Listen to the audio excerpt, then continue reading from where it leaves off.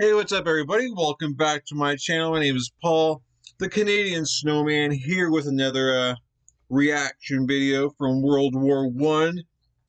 We've done 1914, 1915. Now we're on to 1916. As I'm recording this, 1915 hasn't even been released yet, so I want to apologize on that front for the fact that if you guys are leaving me comments and tips for this video, I'm not going to see him until after I make this video, so I apologize about that. But yeah, we got to see some cool stuff in the last part. We got to see some Zeppelin bombings. It's pretty cool. Also, just a bunch of stalemate stuff, a bunch of like push and pull on the Eastern Front with, you know, the trenches and stuff. A lot of men dying, a lot of men, and kind of a lot of the same thing on the West. Wait, no, that was the Western Front. Eastern Front got a lot of the same, but you know, like Germany's, you know, making a push over there in Russia, or it seems. So, let's see what 1916 has in store for us. Because as far as like what goes on each year, like I'm not sure at all. You know, exactly like the timeline that everything kind of happens. So yeah, we're gonna learn and find out. There's a bunch of other cool stuff, so yes, check it out. Before we do, please hit the like and subscribe, guys. Thank you very much. Yeah, last video was really fun, man. Really fun. I love the pics they showed too. All right, and anything else I need to say before I start? Let's just get into the video. We can discuss throughout the video, right? Like we always do. All right, full screen. Epic History is like the best channel, like for this kind of stuff.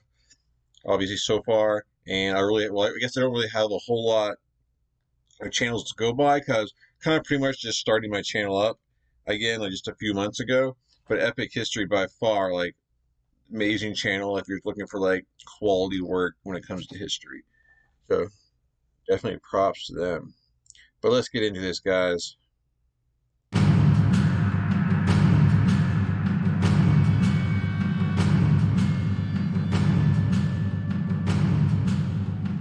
World War I was supposed to have been a... Just right off the bat, you know, horses. It's basically like the last war where there's like cavalry, you know? Because it's like cars aren't what they are obviously today. They couldn't go through this, you know, landscape of mud and muck. They would have got stuck. Tanks kind of just were a new thing and pretty much just didn't work through the whole war. Wouldn't that just came for like halfway through the war, or like near the end of the war? I'm not like I said exactly. Like I say, I'm not sure the timeline, but yeah, like horses, and it was still a thing, and like man, it's like another war, man. Poor horses, man. So many deaths, so much death. But anyways, we're gonna restart this right here. Sorry, the first pictures already grabbed me when it came to the horses and the cavalry. It's like, oh yeah, I forgot about that. World War I was supposed to have been a short and glorious war. But by 1916, a new kind of industrialized warfare had seen the death toll soar into the millions, with no end in sight. Naval blockades were beginning to cause shortages of food and fuel across Europe, while thousands of women had entered the workforce, replacing the men sent to fight in their millions. All sides were preparing for a long war. War of attrition, baby. The war has raged for a year and a half as the Allies continue to battle the Central Powers, recently joined by Bulgaria. Oh yeah. At sea, the British maintain their naval blockade of Germany, preventing the import of food and other vital raw materials. Germany has retaliated with a U-boat blockade of Britain, but has to limit its attacks to avoid provoking the neutral USA, whose citizens have already been caught in the crossfire. Yeah, they gotta be careful on that one, man. On the Western Front, French, British and Belgian troops are dug in opposite the Germans, both sides trapped in the bloody stalemate of trench warfare. Yep. On the Eastern Front, the Russians have ended their long retreat and stabilized the line, but their army has suffered huge losses. On the Italian front, Italian troops have launched a series of costly, unsuccessful attacks against strong Austro-Hungarian defenses. I think that's kind of just because, experience-wise, you know, like, Austria-Hungary, you know, has already been in this war, and Italy's just kind of like, okay, we're jumping into this war, and they're not used to this new kind of warfare yet, so all these more, like, inexperienced countries when it comes to war, you know, if they're just getting their feet wet, so, and the ones that already been in there, you know, kind of know how things go, kind of thing. I guess, you know, just kind of like the rookies coming into the war and not exactly sure, you know, what to expect.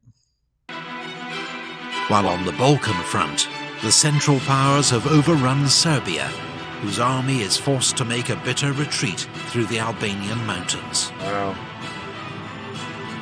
Now, on the 5th of January, Austro-Hungarian troops attack Montenegro. They are delayed at the Battle of Mojkovac, but 3 weeks later, Montenegro is forced to surrender. On the Caucasus front, the Russians launch a surprise winter offensive against Ottoman Turkish forces. 6 weeks later, Russian troops occupy the city of Erzurum.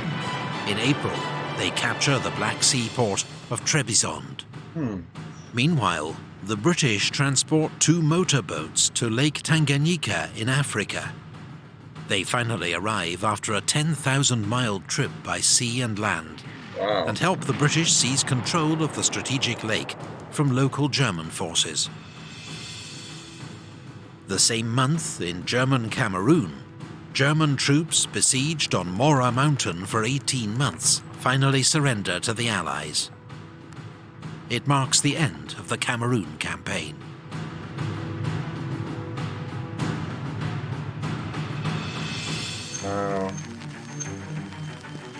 Like the Africa stuff, like, you know, it's kind of neat. You're just seeing like what's taking place, you know, basically down under, you know.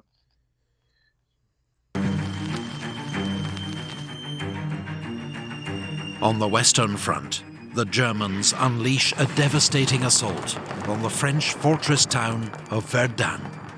German General Erich von Falkenhayn knows France will defend this symbolic town to the last man. His plan, in his own words, is to bleed France white in its defense. It is the strategy of attrition. Verdun becomes one of the most terrifying battles of the war, a mincing machine, where infantry divisions are destroyed almost as fast as they can be fed into the line. Wow. In Britain, 1 million men have already volunteered for military service. But the government realizes it won't be enough. Britain becomes the last major power to introduce conscription. That spring, on the Western Front, British troops are the last to be issued with steel helmets. The nature of trench warfare produces a high proportion of head wounds. Okay. The German Stahlhelm, the French Adrian helmet. Okay, so they were already doing like trench warfare without, you know, metal helmets. Like, damn, yeah. I'm sure there's like snipers on each side just waiting for someone to poke their head up. Wow. And the British Mark I steel helmet offer limited protection from shell splinters and shrapnel. Neutral Portugal has been cooperating with the British, which seems to offer the best chance of holding on to her African colony, Portuguese Angola. On the 9th of March, Germany retaliates by declaring war on Portugal. Wow. On the Eastern Front, Russia launches an attack near Lake Narok to relieve pressure on the French at Verdun, but it's a disaster. There are 100,000 Russian casualties, and the attack fails to divert any German troops from the fighting at Verdun. In Dublin, Irish Republicans launch an armed revolt against British rule. It becomes known as the Easter Rising and is put down after 6 days of street fighting. Wow, they rose up? See, like, this stuff like this is cool, man. You know that, like, it's kind of crazy how, like, when war breaks out, it's like if like, war everywhere breaks out, it's like, you know, everyone's decides to kind of like jump in, you know, once things get rolling. Wow, I guess that's because, you know, maybe like recruiting and stuff, and they're like staying up against it. And is put down after 6 days of street fighting. Iraq revolts. Play War Thunder now. Join millions of players across the globe in massive battles on tanks, aircrafts, and helicopters. In the Middle East, after a 5-month siege, British forces at Kut surrender. General Townsend leads 9,000 British and Indian soldiers into captivity.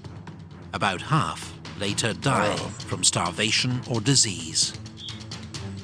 Britain wants Arab support in its fight against the Ottoman Empire, so it's promised Arab leaders an independent Arab state after the war. But now, Britain and France secretly sign the Sykes-Picot Agreement, planning after the war to divide the Middle East into British and French zones of control.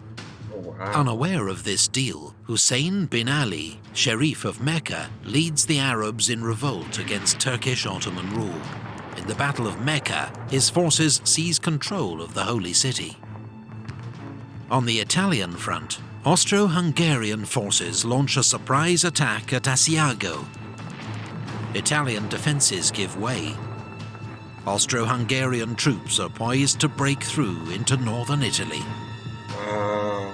That month in the North Sea, the German High Seas Fleet clashes with the British Grand Fleet at the Battle of Jutland. In the only major naval battle of the war, the British suffer heavier losses, but claim victory as the German fleet withdraws and does not re-emerge from its base for the rest of the war. Oh, wow.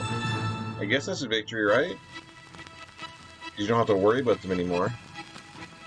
The big push. For the summer of 1916, the Allies have planned major simultaneous offensives against the Central Powers, from east and west. Now they are needed more than ever to relieve pressure on the French at Verdun and the Italians at Asiago. The Russians launch their attack first. On the Eastern Front, General Alexei Brusilov has carefully maintained the element of surprise. His troops break through the enemy lines, in some places advancing 60 miles and taking 200,000 prisoners. Nice. This brilliant, though costly Russian attack achieves its aim, as the Central Powers are forced to redeploy troops from other fronts to shore up the line. So I never think about that either, you know. You know, think about, you know, how they have to, like, move their troops, you know, to, you know, free up troops, you know, to stop, you know, the other fronts from pushing in, which obviously helps, you know, your allies on the other side trying to do, you know, trying to do the same thing as far as, you know, gain way. So that's really cool that they show that. The line. At sea, British cruiser HMS Hampshire, en route to Russia, hits a mine and sinks off Orkney. Among the 650 dead is Britain's iconic Secretary of State for War, Lord Kitchener. 3 days later in the Adriatic, Italian troop ship Principe Umberto is sunk by a German submarine. Wow. It's the deadliest sinking of the war, with 1,900 lives lost. Wow. On the Western Front, Britain and France launched their major summer offensive, the Battle of the Somme. Hopes are high for a breakthrough, But the first day is a disaster. A long Allied artillery bombardment fails to knock out German defences, and waves of British infantry are cut down by machine gun fire as they advance into no man's land. In the space of a few hours, the British suffer 57,000 casualties, a third of them killed. It's the worst day in the history of the British Army. But more attacks are ordered, and the battle will rage for another 5 months. Romania joins the war. Encouraged by the Russian advance, Romania joins the Allies. But despite an initially successful advance into Transylvania, Romania quickly faces a counter-offensive from German, Bulgarian and Austro-Hungarian forces. Damn. The Allied force at Salonika tries to support Romania by launching their own offensive towards Monastir. With Serbian troops in the lead, there are small gains, but dogged Bulgarian resistance prevents a breakthrough. On the Western Front, General von Falkenhayn finally calls off the attack at Verdun. The French army has honoured their commander General Naval's promise. Ils ne passeront pas. They shall not pass. But victory comes at a terrible price. 365,000 casualties. The Germans lose almost as many. Verdun remains one of the bloodiest battles in human history. For his defeat at Verdun, Falkenhayn is sacked, and Germany's heroes of the Eastern Front, von Hindenburg and Ludendorff, take command in the west. Meanwhile, the Battle of the Somme continues. Near the village of Flers, the British introduce a new weapon they hope can break the deadlock of the trenches. Yeah? It is called the tank. Oh, yeah. But despite some small successes, the first tanks are too few in number and too prone to mechanical failure to make any real impact. That's true. Like, I've heard that about tanks because, you know, they're the first ones. Just get two. Yeah, you'd have to get a whole bunch of them, like, just for, like, not for morale, but for the other guys, for intimidation factor. If you have a whole bunch, like, it's going to be pretty intimidating because for them never to be seen before. That's got to be pretty crazy to see. But, like, if they get break down, I mean, you got to get out to try and fix something. Yeah, they're kind of useless there because then you just shouldn't get killed. So I guess they weren't really much use in the beginning. It was like, cool, tanks are coming in. Prone to mechanical failure to make any real impact. On the Eastern Front, Russia's Brusilov offensive comes to an end.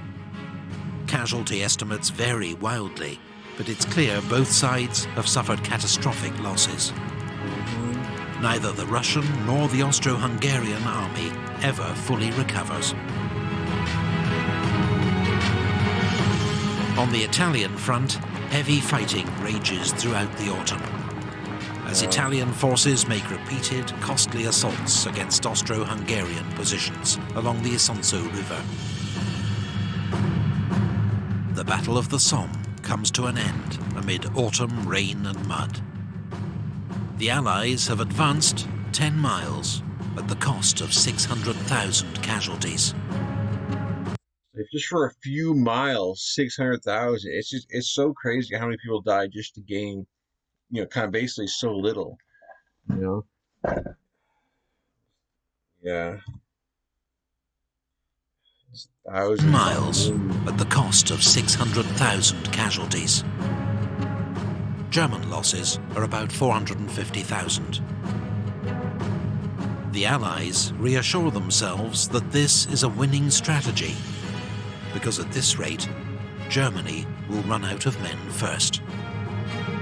That's like a horrible way to think about it, though, man. It's like, oh, we got more men. Who cares if they die? As long as the other guys got more men who die, you know. That's just a horrible way to think about it. You know, oh, we got a million men, and go, well, we might lose most of them, but, you know, at least, you know, sorry, that's just horrible. Because at this rate, Germany will run out of men first.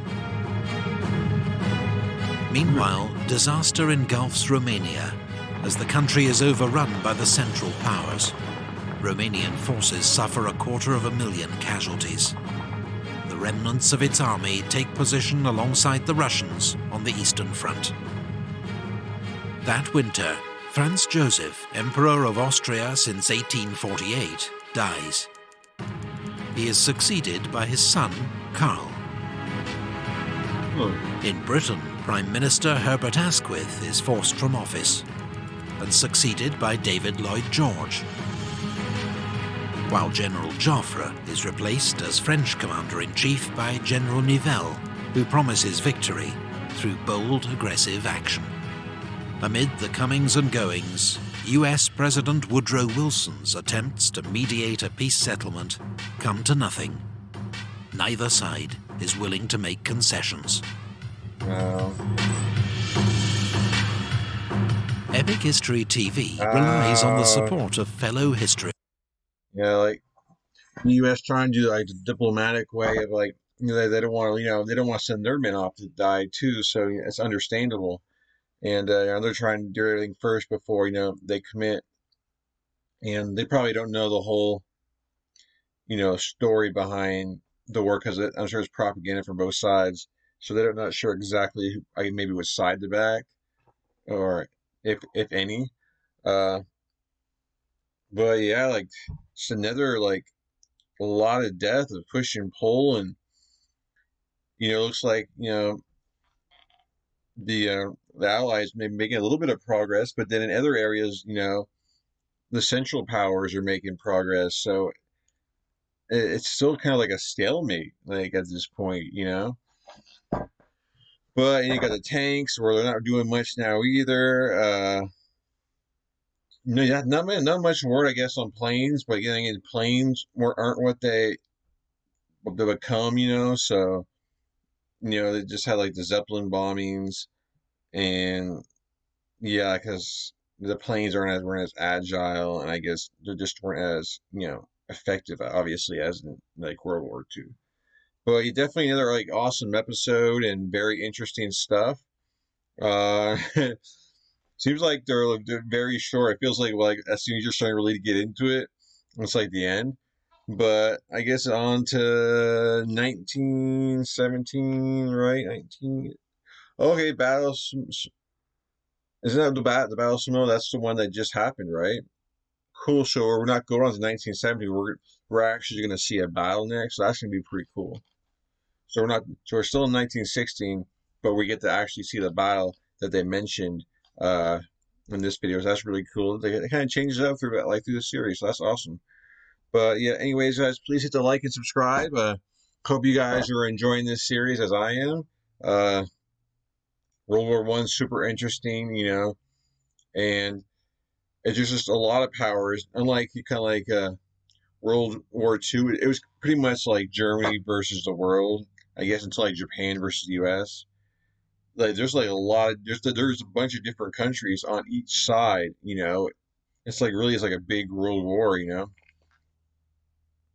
I mean, there is, I guess, other kind of world sure. It's just one of those things that Hitler and Germany is obviously a lot more about those because you don't really hear much about, I guess, the other wars. I guess with China and Japan and Russia. So I guess I guess it's kind of like the same thing, but I don't know. It just seems that just in that area though, there's a bunch of different countries involved. But anyways, yeah, like I said, hit that like and subscribe, and yeah, I appreciate you guys watching. And I'll definitely catch you guys in future videos on to a big battle coming up, guys. Let's do it.